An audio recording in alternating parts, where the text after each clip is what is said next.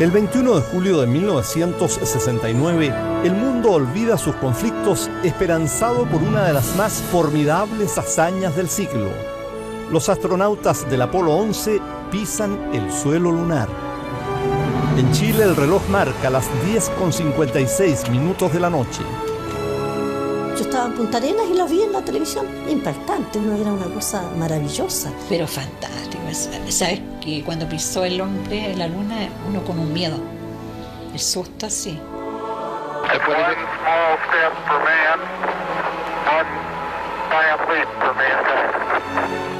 Un pequeño paso para el hombre, un gran salto para la humanidad, dirá Neil Armstrong ante millones de sobrecogidos televidentes. Y pisó así primero un poco y tanteó con un pie primero. Y después puso el otro abajo y empezó. ¿Un pie no puso? Un pie primero. Ya empezó a caminar. Y con una bandera. Fue a ponerla harto lejos, fue a Chantorande. Fue maravilloso, nos unió a todos. Nadie acusaba que Armstrong era de la CIA o cosas por el estilo, como tampoco a nadie se le ocurrió decir que Gagarin era de la KGB. No, era una epopeya del hombre y la asumimos como tal. El viaje a la Luna será el último acontecimiento en muchos años que unirá a los chilenos. Los cambios han desencadenado un vendaval de aspiraciones en la gente y la reforma agraria ha calado muy hondo. Frei es atacado por la izquierda y por la derecha. La democracia cristiana, que prometía gobernar por 30 años, sufre un quiebre. Importantes sectores de jóvenes y algunos militantes históricos abandonan el partido de gobierno y forman el MAPU. También ocurrió cuando el hombre llegó a la Luna. El presidente Eduardo Frei Montalva era un apasionado por la ciencia y la tecnología. De hecho, conoció a Neil Armstrong, apoyó la instalación de bases de la NASA en Chile. Para él, el viaje a la Luna era un hito que todos tenían que disfrutar. Eso fue una hazaña, porque hasta el último día y hasta los últimos momentos se pensaba que no iba a ser posible. El desafío era monumental. El presidente decidió dar el vamos a la primera estación satelital del país. Así nació la Empresa Nacional de Telecomunicaciones de Chile. Fue en esta misma sala donde hace 50 años se vivió otro hito, uno de telecomunicaciones. Acá fue donde se recibió y se retransmitió esta señal, pero con un alto costo. Y Chile fue uno de los pocos países de América Latina que tuvo esa transmisión en directo. Gracias a todo este sistema que habíamos creado, un grupo de ingenieros que hasta el último día trabajó para poder tener esa visión en directo, vivo y en directo. Hicimos un par de pruebas con todo esto con permiso del gobierno, porque significaba sacar la antena de comunicaciones, las únicas comunicaciones internacionales de Chile, y reorientarla, cortando todas las comunicaciones de Chile. Chile quedaría incomunicado del extranjero. Era la única forma de recibir la señal. El plan avanzaba a toda velocidad, pero había otro desafío adicional: hacer una cadena nacional cuando la televisión estaba compuesta por canales universitarios. En mayo del 69, con estas estaciones experimentales funcionando, se agrega una transmisión, la primera transmisión en directo de TVN, que fue la Copa Davis. Habían noticieros experimental. Sí. Se transmitían para algunas regiones. Arica, Antofagasta y Punta Arenas. Televisión Nacional aún no existía como tal. Nuestro canal solo emitía a través de una señal experimental en regiones, pero esta transmisión sería inédita y por eso necesitaba de medidas extraordinarias. Chile se había integrado un año antes a esta red a esas alturas casi mundial de transmisión. Explicado, bueno, y ahí se juntó una playa de ingenieros electrónicos, etcétera, que pudieron, con lo que usted dice, desconectar muchas cosas. Era una operación para poder, pero Chile estaba preparado para eso. Todo estaba listo, al menos en teoría. El viaje del Apolo 11 ya había comenzado. Tema interesante era recibir y entregar a los canales esta transmisión del alunizaje en vivo. Faltaban solo algunas horas para la prueba de fuego. El satélite por el cual nos iba a llegar la señal, que era un satélite del Océano Atlántico, un satélite nuevo, un TESAT-3, falló. El desafío nuestro era, de alguna forma, recibir esa señal del Pacífico, que en teoría estaba oculta para nosotros.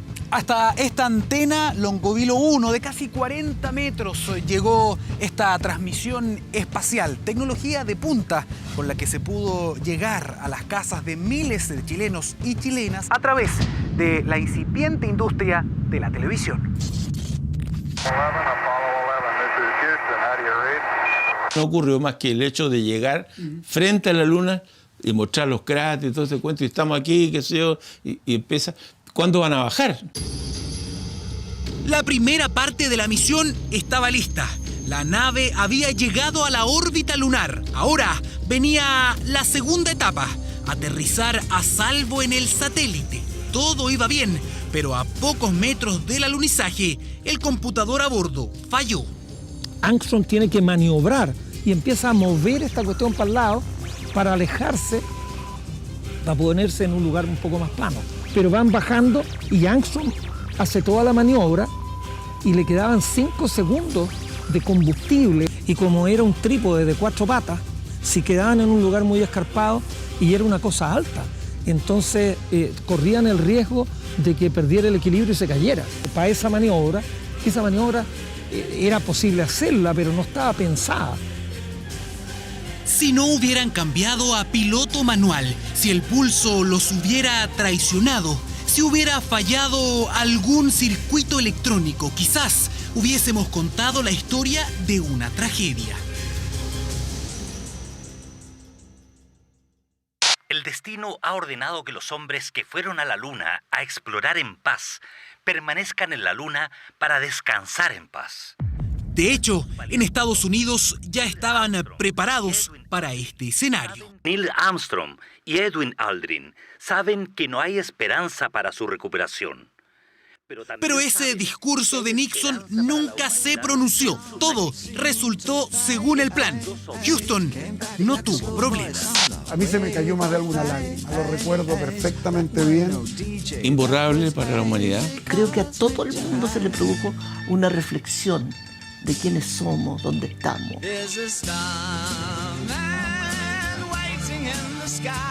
Neil Armstrong y el comandante Buzz Aldrin descendieron del módulo y pusieron sus pies en el llamado Mar de Tranquilidad.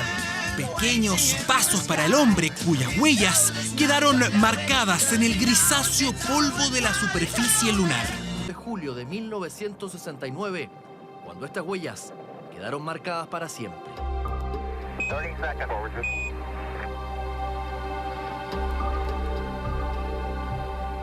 It's one small step for man, one giant leap for mankind. Histórica frase que pudimos ver y escuchar en vivo, gracias a que nuestro país fue el único en Latinoamérica que transmitió el evento en directo. Y fue maravilloso. No muchos tenían televisión. La televisión era una cuestión bien poco frecuente. Yo me tuve que conseguir un televisor en ese tiempo. Así que la transmisión que pudimos ver acá en Chile fue un milagro, porque el presidente, en ese momento, el presidente Frei, dio la autorización de cortar la estación de Longovilo, que era la única hilo y unión que teníamos con el mundo, mover la antena y colgarse a la antena que estaba en la NASA, de manera que Chile quedó a oscuras por una noche. Joaquín Molfino dirigía en esa época la radio El Conquistador, la primera radioemisora chilena en frecuencia modulada. Sus memorias están plasmadas en este libro, donde relata un particular encuentro que tuvo con Neil Armstrong, el primer hombre en pisar la superficie lunar. Me invitaron, por último, al Cerro San Cristóbal a una especie de recepción para oírlo en vivo. Vinieron aplausos, un trago, algo así de vino chileno, qué sé yo, algo más, y enseguida yo me acerqué a hablar con él. Entonces, bueno, le dije yo, estoy abismado, interesado, qué cosa más hermosa lo que ha ocurrido. Me quedó mirando, me dijo, sí, ¿y usted en qué trabaja? Yo le dije, yo trabajo en el FM Conquistador, lo dije en inglés, Conqueror. Entonces me dijo, él me dijo, se quedó un minuto, un instante, que me llamó mucho la atención de que no me decía nada. Entonces me dijo, ¿Conqueror? Sí, le dije yo, sí, claro, estamos ahí. Oh, me dijo, cuando venían por la costa o pasando por la costa del Pacífico, había escuchado una débil señal de esta estación y del Conquistador y me pareció muy agradable, muy sweet, muy dulce. Y poco tiempo después mandó una dedicatoria en una foto de él con su casco y con todas las cosas. Y es que pocos saben que el fallecido Neil Armstrong, comandante y líder del Apolo 11, vino más de una vez a nuestro país.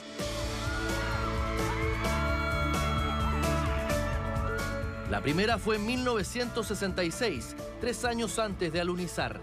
En esa época llegó a Chile buscando apoyo para la carrera espacial y fue el entonces presidente Eduardo Frei Montalva el encargado de recibirlo de una manera muy peculiar. Él vino acá a la casa porque tenía, cuando viene a Chile, está invitado a una reunión al Palacio de la Moneda, pero el presidente Frei Montalva estaba con gripe esa semana, estaba un poco resfriado. Entonces le pidió a Neil Armstrong si por favor podía venir a la casa y estuvo aquí, en este lugar que tú indicas, en esta rosa, estuvo esperando un buen rato Neil Armstrong porque el presidente en ese momento sabemos que estaba con el presidente de Chipre en una reunión formal también de gobierno de trabajo, entonces Neil Armstrong estuvo bastante rato acá.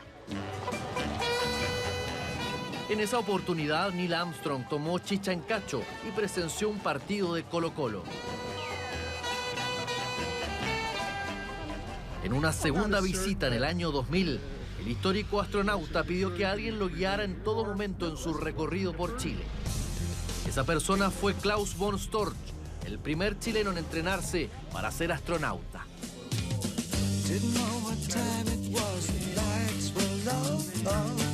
Me llamó alguien y me dijo, Klaus, me gustaría invitarte a recibir hoy día en la noche a Neil Armstrong, al aeropuerto de Santiago. ¿Tú lo recibirías? Me eché atrás en la silla y dije, pero esto no puede ser. Así que se generó una muy bonita relación de mucha confianza. Le pregunté algunas cosas que yo sabía la respuesta, pero también aproveché que estaba con él. Por ejemplo, le dije, oiga, ¿qué opina usted de los extraterrestres? Porque se dice que ustedes vieron algo.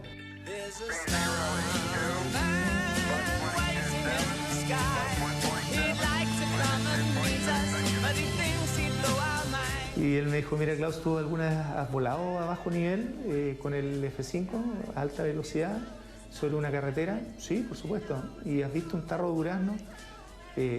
No. ¿Y por qué no has visto un tarro de durazno? ¿Porque no hay? ¿O no? Porque voy muy rápido, voy concentrado en otras cosas y no es muy chico, no lo alcanzo a ver. Me dijo, mira, nosotros íbamos a 40.000 km/h a la luna con una ventanilla así de chiquitita y preocupados de los instrumentos. Yo creo que se nos puede haber cruzado un carro alegórico al lado y no lo habríamos visto. Klaus aún no cumple su sueño de ir al espacio a bordo de un transbordador. Hasta ahora esto es lo más cerca que ha estado de tocar la Luna. Fragmentos de roca traídos por la tripulación del Apolo 11 y que hoy son exhibidos en el Museo de la Familia Frei y en el Museo de Historia Natural. Un reconocimiento a Chile por instalar en Antofagasta y Peldehue estaciones de rastreo satelital en plena carrera espacial. El significado real que tiene es todo el desarrollo científico y tecnológico que gozamos el día de hoy. Hoy en día nosotros podemos saber que mañana va a llover, a cosas simples también como el desarrollo de los pañales. Los pañales empezaron justamente con los astronautas. Los astronautas iban a estar muchas horas en un lugar donde no existía el baño, por lo tanto tuvieron que generar algún sistema con el cual pudieran hacer sus necesidades. También los alimentos de los astronautas fueron fundamentales en cuanto a las proteínas, los minerales, etc. Por lo tanto se desarrolló también algo similar que se conoció después como la comida de las guaguas. Pero el viaje a la Luna no solo lanzó a la fama a la tripulación del Apolo 11. Al momento del alunizaje, nuestro satélite natural tenía dueño, ni más ni menos que un chileno. Poeta, dueño de la Luna, chileno, don Genaro Gajardo. Un aplauso para él. Cuenta la historia que el 25 de septiembre de 1954, Genaro Gajardo Vera tuvo una idea. registrar la luna a su nombre y transformarse en el hombre dueño de la luna. Extra, extra, chileno dueño de la luna. Extra, extra. We're caught in a trap. Los chilenos siempre tienen esa pizca de simpatía y de ir anticipándose algunos hechos. Yo no me imagino dónde se le ocurrió, seguramente en alguna actividad de amigos, donde dijo, ¿sabes qué? Voy a inscribir la luna a mi nombre. Lo encuentro anecdótico. Obviamente que nadie le preguntó si podía ir a la luna o no, porque en el fondo internacionalmente no fue reconocido la propiedad de esta persona de la luna.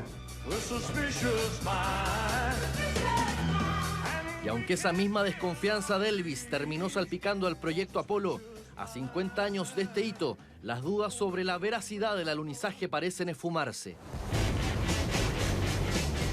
El último en asegurar que se trataba de un montaje para amedrentar a los rusos recibió esta categórica respuesta de Buzz Aldrin, el segundo astronauta en caminar sobre nuestro satélite. Pero lo que terminó siendo un verdadero golpe de la NASA es que acaban de anunciar que para el 2024 quieren volver a la Luna, y esta vez con una mujer como comandante de la tripulación. Hasta ahora solo 12 hombres han pisado nuestro satélite natural. La próxima tendrá huella de mujer, y para eso ya hay 12 candidatas, pero solo una pasará a la historia.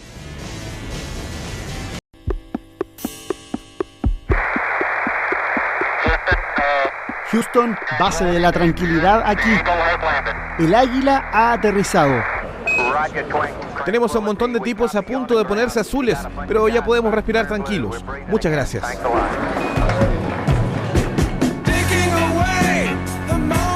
¿Sabías que Chile fue el único país latinoamericano que pudo ver esto en vivo por televisión? Y fue gracias a la pericia de un grupo de ingenieros y una antena de más de 30 metros de altura instalada en Longovilo. Pasa que un problema satelital obligó a Entel a redireccionar su antena que miraba hacia el Atlántico y ponerla de cara al Pacífico. Para eso hubo que suspender todas las llamadas de larga distancia en el país y así poder captar mejor la señal. Esa maniobra permitió que cientos de miles de chilenos pudieran ver la hazaña histórica más importante del siglo XX. Fue un día domingo que se repuntó la antena a un satélite que se tenía poca esperanza de poderla recibir por el hecho que está en un ángulo muy bajo. Pero afortunadamente fue lo suficientemente fuerte la señal para poder recibir la señal. No había garantía de ello, porque incluso personal de la NASA no estaba muy seguro de ello.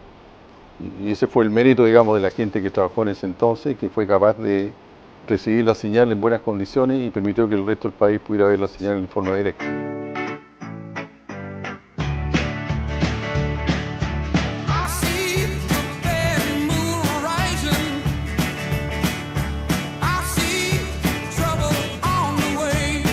La central había sido inaugurada apenas un año antes por el presidente Eduardo Frei Montalva. Ese mes de julio, un año más tarde, los ingenieros Andrés Bravari, Claudio Spencer y Andrés Ulloa lograron colgarse de la señal y traer el alunizaje a nuestras pantallas. Bueno, a mis espaldas tenemos la antena Longovilo 1, con 31 metros de diámetro y 34 metros de envergadura y casi 300 toneladas de peso. La antena, que en ese momento se encontraba mirando hacia el norte, se posicionó hacia el Pacífico, donde se encontraba el satélite Intelsat con un ángulo de elevación muy bajo para bajar la señal de televisión de la llegada del hombre a la Luna y retransmitirla para todo Chile. Claro, el gobierno en ese entonces, cuyo presidente Eduardo Frei Montalva, estaba muy interesado en que fuéramos capaces de recibir esa señal. Y para ello nos estimó en gasto, digamos, o sea, en el sentido de que se tuvo que interrumpir las señales habituales que se recibían mediante este sistema, estamos hablando de señales internacionales, dejar fuera esas señales para destinar la antena exclusivamente para recibir la señal del alunizaje. Fue un gran hito a nivel de compañía y a nivel de país, porque ni siquiera la NASA ni otras compañías del entorno esperaban que la señal pudiera ser captada y retransmitida en Latinoamérica y menos aún en Chile. Entonces fue un punto álgido en la historia de nuestro país y de nuestra compañía. Ground control to Major Tom. Actualmente la histórica antena está en desuso, pero permanece como recuerdo de uno de los más importantes hitos en las telecomunicaciones de nuestro país, cuando Chile vio al hombre caminando en la Luna.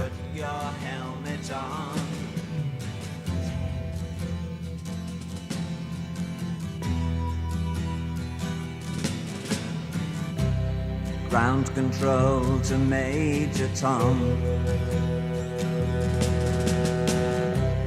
Ground control to Major Tom. Take your protein pills and put your helmet on. 10. Ground control 9, to Major Tom. 8, 7, 6. Commencing 5, countdown, engines on. 3, 2. Check ignition and may God's love be with you.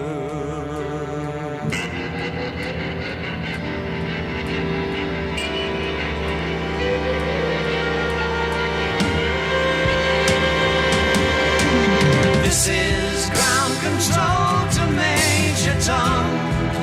You've really made the grade, and the papers want to know whose shirt you wear. Now it's time to leave the capsule if you dare. This is Major Tom to ground control. I'm stepping through the door, and I'm floating in a most peculiar way, and the stars look very different today.